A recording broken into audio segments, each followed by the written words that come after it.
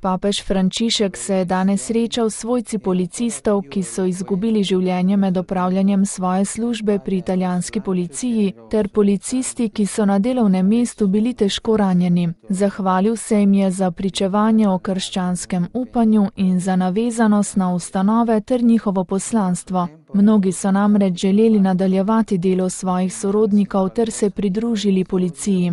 Vsak pošten poklic prispeva k dobremu vseh in če se ga opravlja s predanostjo in ljubeznijo, pomaga k rasti oseb in družbe, je zatrdil papež.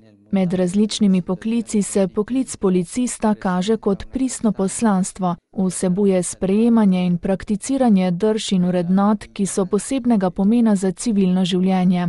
La vostra missione richiede il coraggio per soccorrere chi si trova in pericolo. Vaše poslanstvo zahteva pogum za pomoč tistemu, ki se nahaja v nevarnosti in za zaustavitev napadalca, jim je dejal sveti oče in poudaril, da jim je skupnost dolžnica za možnost urejenega in svobodnega življenja, ki je varno pred nasilneži in pokvarjenci. Življenje, ki si prizadeva na tej ravni in je naravnano na te ideale, ima po Frančiškovih besedah veliko vrednost pri Gospodu. Vsaka žrtev, ki je sprejeta iz ljubezni do dobrega, bo nagrajena, je zagotovil papež in se pri tem obrnil predvsem na svojce žrtev nasilnežev, ki v policistih vidijo največjo oviro in se zato pogosto usmerijo ravno proti njim. Vsak, ki pogumno služi skupnosti, ob težavah in nevarnostih naleti tudi na zelo plemenito samouresničitev, saj hodi po poti našega Gospoda, ki hoče služiti in ne da se mu služi.